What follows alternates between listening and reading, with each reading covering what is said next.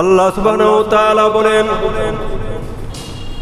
ফাওয়াইলুল লিল মুসাল্লিন। খেয়াল করে শুনবেন, আল্লাহ বলেন ওই মুসল্লিদের জন্য ধ্বংস, আল্লাযীনা হুম আন সালাতিহিম সাহুন।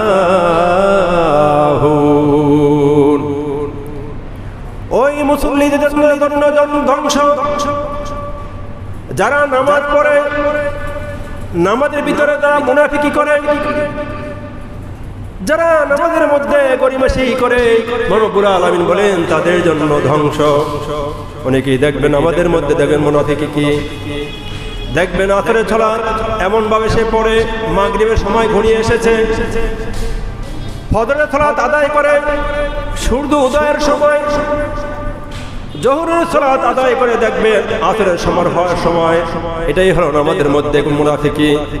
অনেকেই দেখবেন আমাদের মধ্যে যখন নামাজ পড়া শুরু করে, খেয়াল করে শুনবেন, দেখবেন শরীর চুলকায়, মাথার চুল টানে, জামা কাপড় ঠিক করে, এর মানে সে নামাজের মধ্যে তার চিন্তা নাই, নামাজের মধ্যে সে মগ্ন নাই, সে দুনিয়াকে চলে গেছে তোমাদের মধ্যে।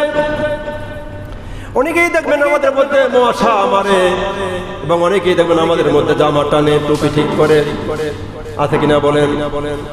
এটাই হলো আমাদের মধ্যে মুনাফিকি। আল্লাহ বলেন এই সমস্ত ব্যক্তি তারা সালাত আদায় করে, নামাজ পড়ে, তাদের জন্যই হলো ধ্বংস। আল্লাযীনা হুম ইউরাউন।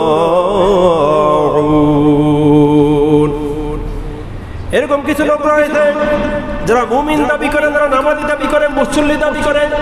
মুসল্লি হলো তারা যারা মুসল্লায় দাঁড়িয়ে সালাত আদায় করে, নামাজ আদায় করে। এরকম কিছু মুসল্লি রয়েছে যারা নামাজ আদায় করে, আল্লাহ বলেন এরা নামাজ আদায় করে মানুষকে দেখানোর জন্য সালাত আদায় করে। বলেন ঠিক কিনা?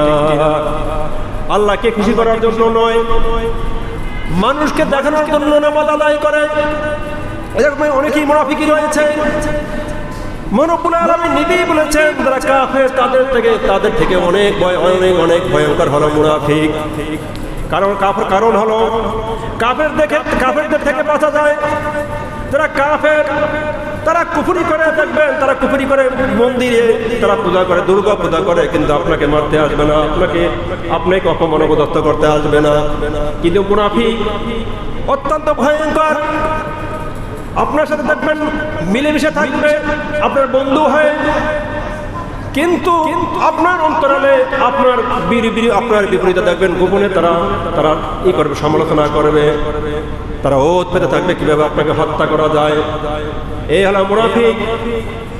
আব্দুল্লাহ ইবনে উবাই তিনি ছিলেন মুশরিকদের সর্দার, মুনাফিকদের সর্দার। তিনি আল্লাহর হাবিব সাল্লাল্লাহু আলাইহি ওয়াসাল্লাম, হাবিব সাল্লাল্লাহু আলাইহি ওয়াসাল্লামের সাথে থাকতেন এবং নামাজ আদায় করতেন, কিন্তু পিছনে বসে মুনাফিকি করতেন। ওই মুনাফিকদের জন্য হলো ধ্বংস। আব্দুল্লাহ ইবনে উবাই আল্লাহর হাবিব সাল্লাল্লাহু আলাইহি ওয়াসাল্লামের সবচেয়ে বড় শত্রু ছিলেন। তিনি যখন হজের সময় হজ করতে গেছেন, তিনি এওত পেতে তিনি তার দলবদ্ধ নিয়ে তারা একটা প্রসঙ্গে তারা একটা সিদ্ধান্ত উপনীত হয়েছে। এবছর তারা হজ করতে গেছেন, তাদেরকে মদিনায় ঢুকতে দেওয়া যাবে না। কে বলেছেন? আব্দুল্লাহ ইবনে উবাই। মুনাফিক কতটা খারাপ সেজন্য বলার জন্য, বোঝার জন্যই আমি এই ঘটনাটা টেনে আনছি। এই আব্দুল্লাহ ইবনে উবাই তিনি জারি করে দিয়েছেন যারা হজে গিয়েছেন, যারা আনসার, যারা মক্কায় গিয়েছেন হজ করার জন্য, তাদেরকে কোনোভাবেই মদিনায় ঢুকতে দেওয়া যাবে না। এই সংবাদ যখন আল্লাহর হাবিব সাল্লাল্লাহু আলাইহি ওয়াসাল্লামের কানে গিয়েছে, এবং আব্দুল্লাহ ইবনে উবাই তার ছেলের নাম ছিল আব্দুল্লাহ ইবনে উবাই কাফেরদের সর্দার ছিল, মুনাফিকদের সর্দার ছিল, তার ছেলের নামও ছিল আব্দুল্লাহ শুনে বললেন, না না না, মুসলমানদের ঢুকতে দিবেন আমার বাবাকে আমি মানি না। আল্লাহর হাবিব সাল্লাল্লাহু আলাইহি ওয়াসাল্লাম যদি এই মদিনায় যদি ঢুকতে না দেওয়ার অনুমতি না দেয়, মানে তার বাবাকে মানে আব্দুল্লাহ ইবনে উবাইকে যদি মদিনায় ঢুকতে না দেওয়ার অনুমতি না দেয়, কে মুহাম্মদ সাল্লাল্লাহু আলাইহি ওয়াসাল্লাম তাহলে আমার বাবা তাকে আমি কোনোভাবেই এই মদিনায় ঢুকতে দেব না। বলে সুবহানাল্লাহ। বাবাকে ঢুকতে দেবে না। কে বলেছেন? আব্দুল্লাহ নিজে বলেছেন।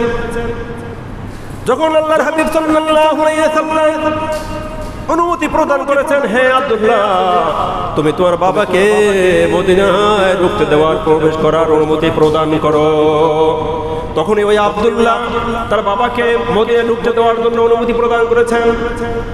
এর আগে বলেছেন, আমার বাবাও যদি আল্লাহর হাবিব সাল্লাল্লাহু আলাইহি ওয়াসাল্লামের অনুমতি পেতে রেখে এই মদিনায় প্রবেশ করে, আমি তাহলে আমার বাবার কল্লাও আমি কেটে ফেলে দেবো। বলেন নাউযুবিল্লাহ।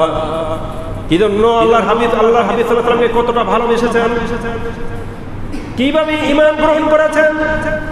আব্দুল্লাহ ইবনে উবাই মৃত্যুবরণ করেছেন। যাই হোক, বাবা তো বাবার কাছ থেকে দূরে থাকা যায় না। বাবা যদি কাফের হয়, মুশরিক হয়, তবুও বাবার খেদমতের মাধ্যমে আল্লাহ সুবহানাহু ওয়া তাআলা জান্নাত নির্ধারণ করে দেন। বলে সুবহানাল্লাহ।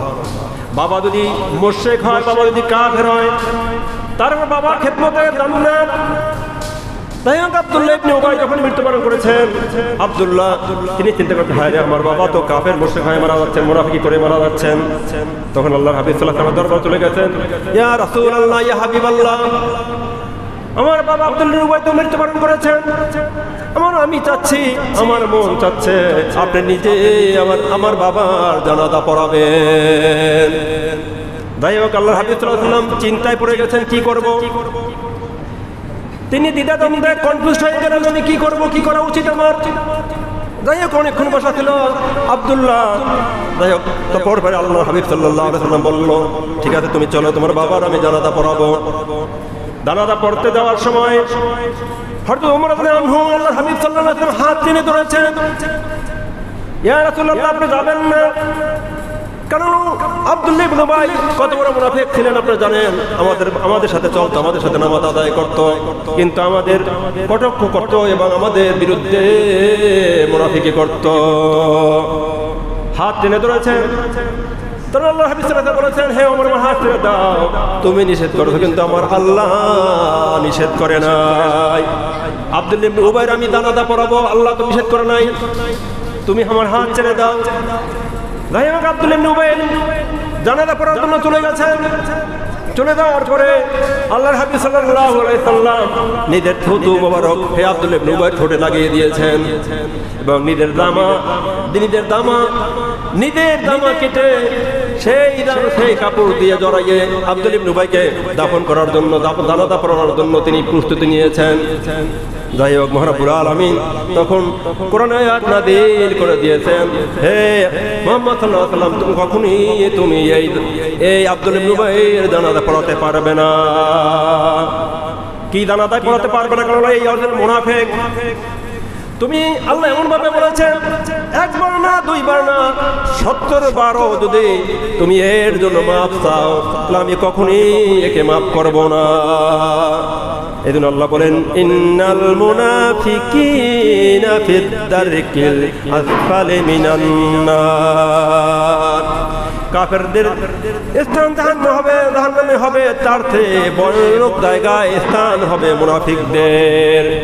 তাই মুনাফিকি মার্কা আমরা মুসলমান হতে পারবো না। আমাদের মুসলমান হইতে কিভাবে? প্রকাশ্যে আমাদের একনিষ্ঠভাবে আল্লাহকে ভয় করতে হবে, ভয় করার মতো। মুনাফিকি মার্কা যদি আমরা মুসলমান হই, ইমানদার হই, তাহলে কখনই আমরা জান্নাতে যাওয়ার আশা করতে পারি না। যাই হোক, আমরা এই কোরআন আয়াত থেকে আমরা এটাই শিক্ষা নেব, আমরা মুনাফিকি কখনোই করব না। মুনাফিকি করে যদি আমি 5 ওয়াক্ত সালাত আদায় করি, আমি যত পারি আমি হজ করি, আমি 100 গরু যদি আমি কোরবানি করি, তারপর আল্লাহর দরবারে ওই ইবাদত কোশ্চিন কালেও কবুল হবে না। কারণ হলো মুনাফিকি থাকতে হবে। আপনি যতই সালাত আদায় করেন, আসসালাতু তানহা আনিল ফাহশাই ওয়াল মুনকার, নামাজ মানে সালাত সমস্ত খারাপ কাজ থেকে বিরত রাখে। আপনি নামাজ পড়েন, কিন্তু আপনি মুনাফিকি ছাড়তে পারলেন না, খারাপ কাজ ছাড়তে পারলেন না, বুঝতে হবে আপনার আল্লাহর দরবারে আপনার সালাত কবুল হচ্ছে না। আল্লাহর হাবিব সাল্লাল্লাহু আলাইহি ওয়াসাল্লাম বলেছেন, মান তারাকা সালাতান মুতাআম্মিদান ফাকাদ কাফার। তোমরা কিভাবে জানবে মুনাফিক আর মুসলমানদের মধ্যে পার্থক্য কি? মুনাফিক, মুসলমান এবং কাফের তোমরা কিভাবে চিনবে? আল্লাহর হাবিব সাল্লাল্লাহু আলাইহি ওয়াসাল্লাম বলেছেন, যারা মুসলমান, যারা ঈমানদার তারা নামাজ সালাত আদায় করে, এবং যারা কাফের তারা সালাত আদায় করে না। এর মধ্যে দেখবেন যারা সালাত আদায় করে তাদের মধ্যে আবার মুনাফিক রয়েছে। কিন্তু পার্থক্য বোঝানোর জন্য আল্লাহর নবী বলেছেন, যারা মুসলমান তারা নামাজ পড়বে, আর যারা মুনাফিক, যারা মুশরিক তারা সালাত নামাজ আদায় করবে না। যাই হোক, আমরা মুনাফিক থেকে দূরে থাকবো। আমাদের মধ্যে যদি মুনাফিকি থাকে, নেফাকি থাকে, এ থেকে আমাদের বিরত থাকতে হবে। কারণ আমি নামাজ পড়লাম, মুনাফিকি ছাড়তে পারলাম না, আমি নামাজ আদায় করলাম, আমি খারাপ কাজ থেকে বিরত হতে পারলাম না, তাহলে বুঝতে হবে রব্বুল আলামিন আমাকে হেদায়েত তৈয়বা দান করে নাই, প্রকৃত হেদায়েত দান করে নাই। যদি প্রকৃত হেদায়েত আমি পাইতাম তাহলে অবশ্যই আমি মুনাফিকি ছাড়তাম, আমি বেহেশা কথা থাকতাম, মিথ্যা কথা থেকে দূরে থাকতাম। আর আমরা তো কথায় কথায় মিথ্যা বলি। চায়ের দোকানে বলে যখন বসা হয় তখন চা খাওয়ার সময় দেখা যায় কোথাও রাজনীতি না হলেও চায়ের দোকান কঠিনভাবে রাজনীতি চলে। ভাষণ কাকে বলে? ভাষণ। চা খেতে গিয়ে মানে চা খাবো না ভাষণ শুনবো। আর যত প্রকার মিথ্যা কথা রয়েছে, এই মিথ্যা কথা আমার মনে হয় প্রারম্ভিক শুরু হয় মনে হয় চায়ের দোকান থেকে। এই জন্য আল্লাহর রাসূল সাল্লাল্লাহু আলাইহি ওয়াসাল্লাম বলেছেন, সবচেয়ে খারাপ কাজ, খারাপ স্থান হলো এই দোকানপাট এবং বাজার। আমরা যখনই বাজারে যাবো, দোকানপাটে যাবো, সাবধান হয়ে যাবো। কারণ হলো কি জন্য? আমাদের ঈমান ছিনতাই হয়ে যেতে পারে। একজন ব্যক্তি ধূমপান করে আর বলে, হুজুর আমি কাউকে কখনো কষ্ট দেই না, আমার বান্দার হক নাই। আমি তাকে বললাম, আপনার বান্দার হক নাই, আপনার নামাজ পড়েন না, আল্লাহর হক নষ্ট করেন। যে ব্যক্তি আল্লাহর হক নষ্ট করে সে বান্দার হক নষ্ট করতে সে কি কখনো দ্বিধা করে? কখনোই দ্বিধা করে না। আপনি ধূমপান করেন, কত লোক আপনার কষ্ট পাচ্ছে।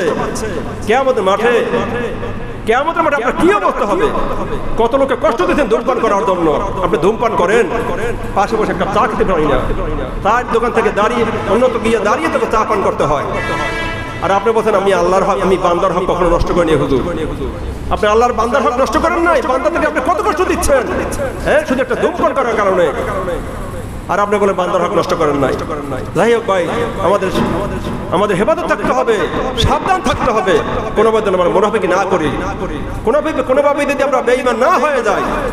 অনেকেই দেখবেন উলামায়ে কেরাম সেজে থাকে, কিন্তু মৃত্যুর সময় সে বলে আল্লাহ বলতে কেউ নাই, কে রাসূল, কে নবী। সে তো একজন মানুষ ছিল, সাধারণ মানুষ ছিল। এইভাবে সারা জীবন নামাজ আদায় করে, রোজা পালন করে, হজ করিয়া মৃত্যুর আগে সেই বেঈমান হয়ে মৃত্যুবরণ করে, বলে নাউযুবিল্লাহ। আর অনেকেই আছে দেখবেন হয়তো সে কুফরি করে, কি করে? কুফরি করে, বেঈমানি কথা বলে, কিন্তু মৃত্যুর আগে দেখা যায় সে আল্লাহকে ভয় করে, ভয় করার মতো এমনভাবে ভয় করে সে জীবনে যা করেছে সব কিছু আল্লাহর কাছে মাপ চেয়ে নিয়ে সে মাপ পেয়ে মৃত্যুবরণ করে। সে জান্নাতের সে জান্নাতের কি খুশ খবরে নিয়ে যায়। এলার তাকদীর। এই জন্য সাবধান থাকতে হবে, কোনোভাবে যেন ঈমান ছিনতাই না হয়। কি না হয়? ঈমান ছিনতাই না হয়। যাই হোক, সময় শেষ পর্যায়ে আলোচনা শেষ করার তারপর একটা আয়াত আলোচনা করেছিলাম। পবিত্র কোরআনের 49 নম্বর সূরা হুজরাত। সূরা হুজরাতের 15 নম্বর আয়াত আল্লাহ বলেন, আল্লাহ মুনাফিক এবং কাফের তাদের সংজ্ঞা দিয়েছেন এবং মুমিনদের আল্লাহ সংজ্ঞা দিচ্ছেন। মুমিন কারা? মুমিন আল্লাহ সংজ্ঞা দিচ্ছেন, ইন্নামাল মুমিনুন, নিশ্চয়ই মুমিন তারা। কে বলেন? আল্লাহ বলেন ইন্নামাল মুমিনুন, নিশ্চয়ই মুমিন তারা আল্লাযীনা আমানু, যারা ঈমান আনয়ন করেছে, ঈমান গ্রহণ করেছে। এবং কার উপর ঈমান গ্রহণ করেছে? বিল্লাহি ওয়া রাসূলিহি, নিশ্চয়ই মুমিন তারা যারা আল্লাহ এবং আল্লাহর রাসূলের প্রতি ঈমান বিশ্বাস স্থাপন করেছেন, ঈমান আনয়ন করেছেন। সুম্মা লাম ইয়ারতাবু ওয়া জাহাদু বিআমওয়ালিহিম ওয়া আনফুসিহিম ফি সাবিলিল্লাহ। সুম্মা লাম ইয়ারতাবু, এবং অতঃপর বিনা দ্বিধায় সন্দেহ ছাড়াই যারা রব্বুল আলামিন এবং আল্লাহর রাসূলের প্রতি ঈমান আনয়ন করেছে এবং যারা জান মাল দিয়ে আল্লাহর রাস্তায় জিহাদ করে, এরাই হলো মুমিন। আল্লাহ মুমিনের সংজ্ঞা দিয়েছেন পবিত্র গ্রন্থে, পবিত্র কালামে। মুমিন হলো তারা যারা বিনা দ্বিধায় বিনা সংকোচনে আল্লাহ এবং আল্লাহর রাসূলের প্রতি বিশ্বাস স্থাপন করেছে এবং জান মাল দিয়ে আল্লাহর রাস্তায় জিহাদ করে, এরাই হলো মুমিন। উলাইকা হুমুস সাদিকুন। আল্লাহ বলেন এরা তো মুমিন এবং এরাই হলো সবচেয়ে সত্যবাদী। এরাই সত্যবাদী যারা মুমিন, যারা আল্লাহ এবং আল্লাহর রাসূলের প্রতি বিশ্বাস স্থাপন করে এবং জীবন এবং মাল দিয়ে আল্লাহর রাস্তায় জিহাদ করে, এরা হলো কি মুমিন এবং এরাই হলো সবচেয়ে সত্যবাদী।